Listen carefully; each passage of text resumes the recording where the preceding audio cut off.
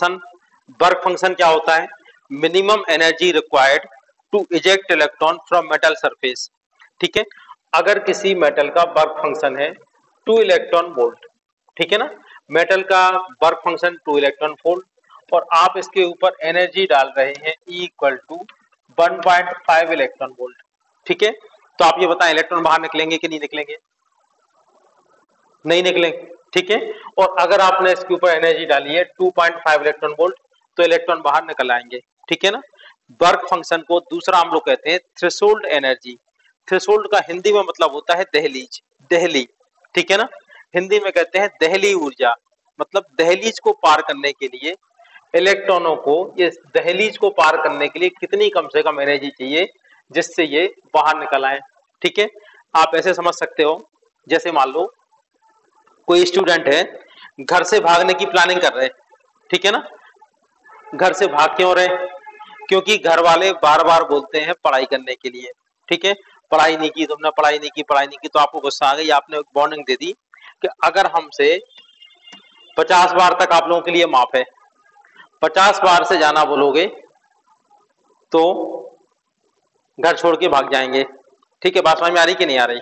तो 50 की आपने क्या दे दी, इनको लिमिट दे दी, ये कहलाएगा वर्क फंक्शन या थ्रेशोल्ड लिमिट आपकी, कि भाई इससे हम लोग सहन नहीं कर पाएंगे। ठीक है, अब वो आपसे बार बार कह रहे हैं, आप सुनते जा रहे हैं, सुनते जा रहे हैं, नोट करते जा रहे हैं, कितनी बार हो गया। ठीक है, तो मिनिमम लिमिट क्या है आपकी? 50, तो ये कहलाएगा आपका वर्क फंक्शन। ठीक है, चलो अब हमें मालूम है ई का फार्मूला क्या होता है, एच सी अपॉन लैम्डा। ठीक है, ये एनर्जी का फार्मूला हो गया, या ई का दूसरा फार्मूला हम लोग क्या कह सकते हैं, E equal to H nu. अब आप ये देखो वर्क फंक्शन के फार्मूले क्या हो जाएंगे, वर्क फंक्शन मतलब एनर्जी। ठीक है ना, तो W not equal to formula क्या आएगा, एच न्यू नॉट, या W not equal to H C upon lambda not. ठीक है, वर्क फंक्शन क्या हो गया, मिनिमम एनर्जी जिससे इलेक्ट्रॉन बाहर निकल आए, इसी को कहते हैं थ्रेशोल्ड एनर्जी। दूसरा आता है न्यू नॉट। ठीक है ना, ये कहलाती है थ्रेशोल्ड फ्रीक्वेंसी। ठीक है, थ्रेशोल्ड फ्रीक्वेंसी क्या होगी, मिनिमम फ्रीक्वेंसी को, किसकी मिनिमम फ्रीक्वेंसी, इंसिडेंट रेडिएशन की मिनिमम फ्रीक्वेंसी जो इलेक्ट्रॉनों को बाहर निकाल सके, ये कहलाती है थ्रेशोल्ड फ्रीक्वेंसी। और वेवलेंथ क्या होगी, वेवलेंथ लैम्डा नॉट, ये कहलाएगी मैक्सिमम लिमिट। ठीक है, maximum value of wavelength which can emit electron from metal surface. देखो डब्ल्यू नॉट की वैल्यू चाहिए मिनिमम, तो लैम्डा नॉट कैसा होना चाहिए, मैक्सिमम। ठीक है, अब आप समझ लो, आप घर छोड़ के जाना चाहते हो तो आपने एक मैक्सिमम लिमिट दी है 50। ठीक है भाई, अगर मैं 50 बार से जाना बोलोगे तो हम घर छोड़ के भाग जाएंगे, तो वो क्या कहलाएगी, लैम्डा नॉट। ठीक है, सॉरी लैम्डा नॉट होगा 50। और अब आप ये बताओ, आप घर छोड़ के भागना चाहते हो तो आपको पैसे भी चाहिए। ठीक है ना, अब अपने लिविंग स्टैंडर्ड के हिसाब से आपको लगता है कि भाई हमें अगर कहीं से 20,000 रुपए मिल जाए तो हम भाग जाएंगे। ठीक है ना, तो आपको क्या, एक तो आपको ये देखना है कि आपसे घर वाले कितनी बार कहते हैं। ठीक है ना, तो आपसे आपने लिमिट दे दी कि भाई 50 बार से जाना कहोगे तो भाग जाएंगे। ठीक है, दूसरा आपको पैसे भी चाहिए भागने के लिए, कम से कम कितने पैसे चाहिए कि आप घर छोड़ के भाग जाएं, वो कहलाता है वर्क फंक्शन। ठीक है ना, आपकी एक लिमिट होगी। देखो अब आपको 20,000 रुपए चाहिए घर छोड़ के भागने के लिए, और 15,000 रुपए मिलेंगे तो क्या होगा, नहीं भागोगे। ठीक है, और अगर 50,000 रुपए मिल गए तो बहुत अच्छी कंडीशन है भागने के लिए। ठीक है, बात समझ में आ रही कि नहीं आ रही? तो लैम्डा की वैल्यू कैसी चाहिए, मैक्सिमम। ठीक है, घर वाले आपको जो बोले वो मैक्सिमम लिमिट है। ठीक है, और अधिक से अधिक 50 बार सुन सकते हो, और कम से कम कितना पैसा चाहिए, डब्ल्यू नॉट, ये हो गई एनर्जी। ठीक है ना, जितना पैसा कम से कम चाहिए भागने के लिए वो हो गई threshold energy. Einstein equation of photo electric emission, इसके लिए एक आपको कहानी सुना रहे, आप कहानी ध्यान से सुनना। ठीक है, आपको सारी चीजें समझ में आना शुरू हो जाएंगी, अब ग्राफ वगैरह बड़े इजीली आएंगे। ठीक है, तो आप ये बताओ, सबसे पहले आप लोग अभी 12th क्लास में हैं। ठीक है, 12th क्लास में आप लोग पढ़ाई कर रहे हैं, पढ़ाई क्यों कर रहे हो ये बताओ, इस बात का आंसर दो कि पढ़ाई क्यों करते हो। आप चाहते हो कि आपके 95% प्लस नंबर आपके 12th क्लास में आ जाएं, दूसरा आपका आईआईटी या नीट में जो भी आप लोग दे रहे हैं उसमें आपका सिलेक्शन हो जाए। ठीक है, बस इसलिए पढ़ाई कर रहे हैं ना। चलो, इन दो कारणों के लिए आप लोग पढ़ाई कर रहे हो। अब हम ऐसा मान के चलो, थोड़ा एज्यूम करते रहना जैसा हम बताएं। मान लो आपने बहुत अच्छी पढ़ाई की 12th क्लास में, आपके 98% मार्क्स आ गए 12th में, आपका आईआईटी या नीट में सिलेक्शन हो गया, फिर क्या करोगे? फिर आप पढ़ना छोड़ नहीं दोगे, फिर आप कॉलेज में एडमिशन लोगे। ठीक है ना, ये तो पढ़ाई की शुरुआत है। उसके बाद आप आईआईटी या नीट में जाओगे, कॉलेज में एडमिशन लोगे, वहां पे जाके 4-5 साल फिर पढ़ाई करोगे। ठीक होगे, थोड़ा शॉर्ट में सुनाई दे रहे हैं। उसके बाद फिर आप क्या करोगे? उसके बाद जॉब करोगे। ठीक है ना, जॉब करके क्या करोगे? कहीं भी आपकी बढ़िया आपकी नौकरी लग गई। ठीक है ना, आप बहुत अच्छी जगह आपका हाँ पैसा कमाओगे, खूब सारा पैसा कमा लिया, फिर क्या करोगे? खूब सारा पैसा आ गया, पैसे को कमाने के बाद छोड़ दोगे? खूब सारा पैसा कमा लिया, हाँ खर्च, बिल्कुल ठीक है, पैसे का खर्च करोगे। अब पैसा इतना जाना है आपके पास कि आप तो यहाँ पे अपने एमपी में तो खर्च ही नहीं हो रहा। ठीक है ना, पैसा बहुत सारा है, उसको इन्वेस्ट करोगे। फिर आपने क्या किया, यार बॉम्बे में एक बढ़िया मकान बनवाते हैं। ठीक है ना, अब आपको यहाँ पर आपको लग रहा था कि यार पैसा बहुत जाना है, यहाँ तो हम लोग खर्च ही नहीं कर पा रहे, तो आप बॉम्बे में आपने एक बढ़िया मकान बनवाया। ठीक है ना, जमीन ली, ठीक है, और आपने एक बहुत शानदार एक मकान बनवा लिया। ठीक है, 4 कमरे का, इसमें भी बहुत पैसा लगेगा आपका। ठीक है ना, आपने खूब सारी मेहनत की, खूब पैसा कमाया, करोड़ों रुपया कमाया और बॉम्बे में एक जमीन लेके मकान बना लिया। ठीक है ना, 4 कमरे हैं, बाउंड्री है। ठीक है, बात समझ में आ रही कि नहीं आ रही? अब आपका ये मकान बॉम्बे में पड़ा हुआ है और आप जॉब आपकी कहीं और है या आप रहते कहीं और हैं, आप काम कहीं और करते हैं, तो आप वहां चले गए। ठीक है, बात समझ में आ रही इतनी? और आपका एक मकान बॉम्बे में पड़ा हुआ है। ठीक है, अब क्या हुआ, आप बहुत दिनों तक अपने मकान में देखने नहीं गए।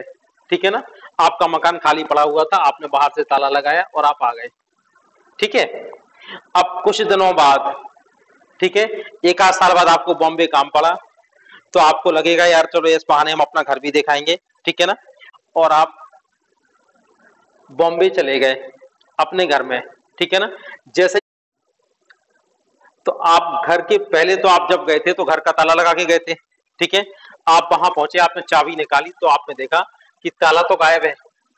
ठीक है, और आपका मकान अंदर से बंद है, आपका मकान अंदर से बंद है। ठीक है, आपने खटखटाया, किसी ने खोला भी नहीं। ठीक है, उतने में कुछ पड़ोसी 1-2 आदमी आए, उन्होंने बताया कि यहाँ पे कुछ बहुत बड़े बड़े गुंडे लोग हैं, उन्होंने कब्जा कर लिया, आप चुपचाप निकल लो वरना आपको प्रॉब्लम हो जाएगी। ठीक है ना, आप जाना, डिस्टर्ब मत करो उन्हें, अगर उन्होंने सुन लिया तो बहुत मारेंगे। ठीक है, तो क्या करोगे ये बताओ, आप क्या करोगे? आपने जो मेहनत की है, आपकी पूरी मेहनत बेकार हो गई। 12th क्लास में इतने अच्छे पर्सन लेके आए, आईआईटी में आप निकले, आपने मेहनत की, पढ़ाई की, खूब पैसा कमाया, और उस पैसे के आपने जो मकान खरीदा था, बहुत ज्यादा पैसा आपने लगाया था इस मकान में, और वो आपका मकान कब्जा हो गया। तो क्या आप चुपचाप चले आओगे ये बताओ, छोड़ दोगे? नहीं। ठीक है ना, आप देखो, अब आपने क्या किया, उस समय तो आप चले आए बड़े दुखी मन से, अपने घर वापस आ गए। ठीक है, और आपने अपनी ये कहानी जो आपके साथ घटना हुई वो आपने अपने फ्रेंड को सुनाई जो आपके साथ 12th क्लास में पढ़ते थे। ठीक है ना, तो आपने पढ़ाई में बढ़िया अच्छा नाम कमाया। ठीक है ना, पढ़ाई में आप बहुत अच्छे बने, लेकिन कुछ आपके फ्रेंड ऐसे थे जो उस समय नहीं पढ़ पाए थे, और उन लोगों ने कुछ दूसरे काम करना शुरू कर दिए थे, मकान मकान खाली करवाने वाले। ठीक है ना, तो जैसे ही आपको वो फ्रेंड मिले, आपने अपनी कहानी सुनाई उनको, उनने कहा आई यार बिल्कुल चिंता मत करो, आपका मकान हम खाली करवा देंगे, हमारा आजकल यही काम है और बहुत अच्छे लेवल के काम करते हैं ये। ठीक है ना, बहुत बड़े बड़े मकान खाली करवा चुके हैं, कोई बात नहीं। ठीक है, आपको थोड़ा ठीक लगा। इसके बाद क्या हुआ, देखो, अब ध्यान रखना, आपके मकान में जो गुंडे हैं उनने कुछ कब्जा किया है, इनके कुछ रूल्स हैं। ठीक है, बात समझना क्या रूल्स हैं इनके। नंबर 1, अगर यहां से आप आवाज लगा रहे हैं इनको और आपके पास ताकत है 100 इलेक्ट्रॉन वोल्ट या उससे ज्यादा, तो फिर ये क्या करते हैं, यहां घर से कमरों से निकल के बाउंड्री तक आके उससे बात करते हैं। बात समझ में आ रही कि नहीं आ रही? अगर आपके पास 100 इलेक्ट्रॉन वोल्ट की ताकत है तब तो ये बात करते हैं और ये बताते हैं कि हमने कब्जा कर लिया, जो करना हो कर लो, वरना वो बताते ही नहीं है। आपके पास ताकत थी 10 इलेक्ट्रॉन वोल्ट की, तो आपसे तो उन्होंने बात भी नहीं की, उन्होंने कैसे तो आते रहते हैं, ठीक है ना। तो इन लोगों से बात करने के लिए भी कम से कम ताकत चाहिए 100 इलेक्ट्रॉन वोल्ट। बात समझ में आ रही बेटा कि नहीं आ रही है बताओ। दूसरा इनका नियम है कि अगर आपके पास 5000 इलेक्ट्रॉन वोल्ट की ताकत हो तो इनका सामान लेके बाहर फेंक दो, लेकिन ताकत चाहिए 5000 इलेक्ट्रॉन वोल्ट। ठीक है, बात क्लियर है? चलो, अब आप कहां पे गए, अपने दोस्तों को लेके बॉम्बे पहुंच गए, और आप कितनी ताकत लेके गए, आपके पास ताकत थी 8000 इलेक्ट्रॉन वोल्ट। ठीक है, अब आप ये बताओ इस ताकत का यूज कैसे करोगे।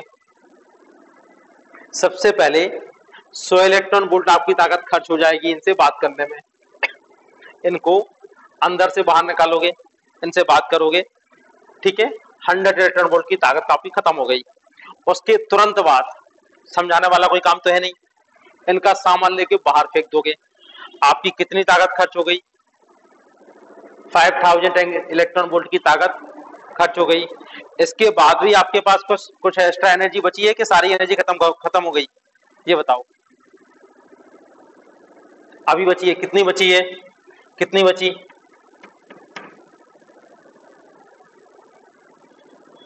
2900 इलेक्ट्रॉन वोल्ट, है ना। इतनी इलेक्ट्रॉन वोल्ट आपके पास एनर्जी बची है। दूसरा, इतनी दूर से अगर कोई आपके फ्रेंड गए हैं बॉम्बे में, तो तमाशा देखने तो गए नहीं, सब लोग अपना अपना हाथ साफ करेंगे, ठीक है ना। तो जैसे ये बाहर निकले तो ऐसा ना हो कि ये फिर से कब्जा कर लें, तो फिर इनको यहां से दूर भगाओगे, ठीक है ना। जितनी एनर्जी लेके गए हो सारी एनर्जी खर्च करके आओगे। अगर एनर्जी आपके पास इतनी है कि ये इनको आप एरिया से दूर भगा सको, तो इनको भगा भगा के पूरे एरिया से दूर कर दोगे और कहोगे कि आज के बाद इस एरिया में मत दिखना, ठीक है ना। और जाना एनर्जी है तो इनसे कहोगे कि आज के बाद बॉम्बे में मत दिखना, और जाना एनर्जी है तो कहोगे इंडिया में मत दिखना, ठीक है ना। ऐसे ही करोगे कि नहीं, तो अपनी एनर्जी का यूज पूरा करके आओगे। तो आप ये बताओ, चलो, आप जो एनर्जी लेके गए थे ई, टोटल एनर्जी वो कितने पार्ट में आपकी खर्च हो गई, ये बताओ। 3 पार्ट में, कौन कौन से, E इक्वल टू E1 ऐसा लिख लें, प्लस E2 प्लस E3, ठीक है। E1 कहलाती है गुंडों को अंदर कमरों से बाहर बाउंड्री तक बुलाने में एनर्जी, ठीक है ना। तो बिल्कुल यही बेटा आइंस्टीन इक्वेशन है। आइंस्टीन ने क्या कहा था, अगर मेटल सरफेस के ऊपर एनर्जी इंसिडेंट होती है तो ये 3 पार्ट में डिवाइड होती है, E equal to E1 plus E2 plus E3। First किस में खर्च होगी, इलेक्ट्रॉनों को मेटल के अंदर से सरफेस तक लाने में, गुंडों को अंदर से बाउंड्री तक लाने में। सेकेंड एनर्जी काय में खर्च होगी, 5000 एंगस्ट्रॉम, ये है E1। E2 काय में खर्च होगी, इनका सामान बाउंड्री से बाहर फेंकने में, बाउंड्री से बाहर निकालने में, और बाउंड्री से बाहर निकालना कहलाता है वर्क फंक्शन, ठीक है। तो सेकंड एनर्जी खर्च होगी वर्क फंक्शन में, ठीक है, सेकंड एनर्जी खर्च होगी वर्क फंक्शन में। और थर्ड क्या करोगे, जो गुंडे बाहर निकल गए इनको यहां से दूर भगाना है। दूर भगाना मतलब काइनेटिक एनर्जी दे देना, ठीक है ना। दूर भगाना मतलब इनको काइनेटिक एनर्जी दे देना। तो थर्ड पार्ट किसमें खर्च होगा, E3। E3 यानी निकले हुए इलेक्ट्रॉनों को काइनेटिक एनर्जी देने में। आ रही बात समझ में कि नहीं आ रही है, ये बताओ, ठीक है। तो E3 काय में खर्च होगी, जो निकले हुए इलेक्ट्रॉन है उनको काइनेटिक एनर्जी देने में। यहां तक क्लियर हो रहा है। अब देखो क्या हुआ, आप अगर सुबह सुबह इनके घर पहुंच गए, ठीक है, सुबह सुबह इनके पास आप पहुंच गए और ये सारे बाहर बाउंड्री पे बैठ के चाय पीते हुए आपको मिल गए, तो क्या फायदा होगा आपका, ये बताओ। अगर ये गुंडे आपको पहले से ही हाँ, तो आपकी ये वाली एनर्जी आपकी बच गई। ठीक है, इनको अंदर से बाहर तक नहीं बुलाना, 100 इलेक्ट्रॉन वोल्ट की एनर्जी आपकी बच गई। तो फिर कौन सी एनर्जी है? 5000 में आपने इनका सामान बाहर फेंका, और दूर भगाने के लिए कितनी एनर्जी अवेलेबल है आपके पास? 3000 इलेक्ट्रॉन वोल्ट। ठीक है, तो मेटल में तो पहले से ही सरफेस पे इलेक्ट्रॉन होते हैं, मेटल के अंदर से बाहर लाना ही नहीं है, उसके तो सरफेस पे पहले ही से इलेक्ट्रॉन होते हैं। ठीक है ना, तो E1 की वैल्यू क्या होती है मेटल के लिए? 0। ठीक है ना, तो टोटल एनर्जी कितने पार्ट में डिवाइड होगी? E equal to W0 plus, अब ये जो काइनेटिक एनर्जी आई है, ये मैक्सिमम काइनेटिक एनर्जी होगी कि मिनिमम काइनेटिक एनर्जी होगी, ये बताओ कैसी होगी काइनेटिक एनर्जी? मैक्सिमम। तो आप लिखोगे के मैक्सिमम। आ रही बात समझ में? E equal to W0 plus K maximum.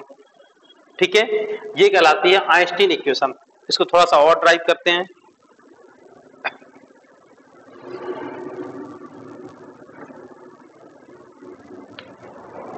चलो, E की वैल्यू क्या होती है बेटा, ये बताओ। E की वैल्यू क्या होती है?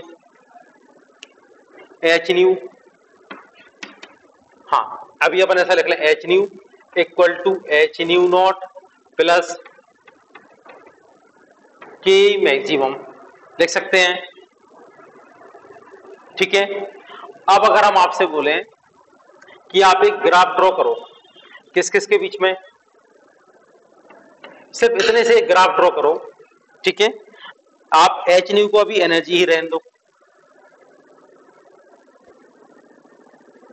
इसको आप एनर्जी ही रहने दो, ई और न्यू नॉट के बीच में। या फिर एक काम करते हैं, थोड़ा सा और अभी अरेंज करते हैं। चलो, के मैक्सिमम की वैल्यू क्या आ जाएगी इससे?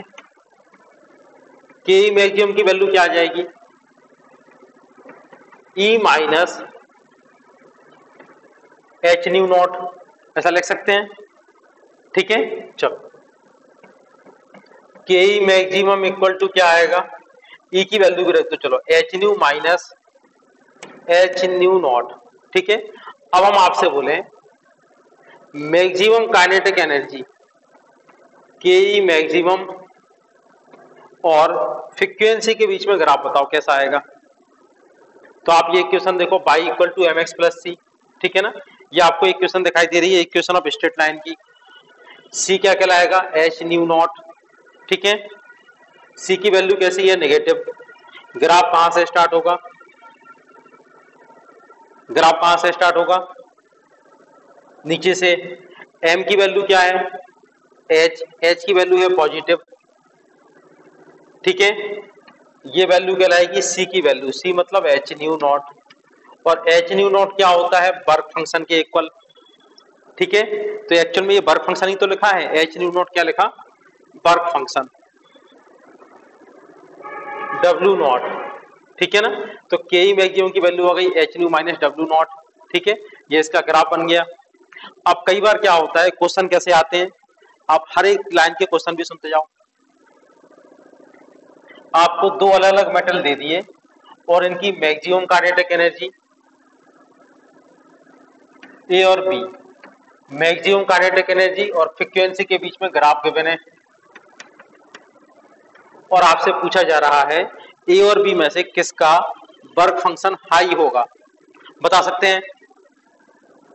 देखो, दो मेटल हैं ए और बी, दोनों की मैक्सिमम काइनेटिक एनर्जी और फ्रीक्वेंसी का ग्राफ है, और आपसे पूछा गया है कि किसका वर्क फंक्शन हाई होगा। तो आपको इसको, इस लाइन को नीचे बढ़ाओ, इस लाइन को भी नीचे बढ़ाओ। ठीक है ना, ए का वर्क फंक्शन ये होगा और बी का ये होगा, किसका वर्क फंक्शन जाना होगा? ए का। ठीक है, बनेंगे ऐसे क्वेश्चन। चलो, अब आप इसको और सॉल्व कैसे कर सकते हो, और किस तरह से लिख सकते हो? मैक्सिमम काइनेटिक एनर्जी, इसको ऐसे ही रहने दो, के मैक्सिमम एच न्यू, इसकी वैल्यू हो जाएगी S C over lambda minus S C over lambda not. ठीक है ना, इस तरह से भी लिख सकते हैं।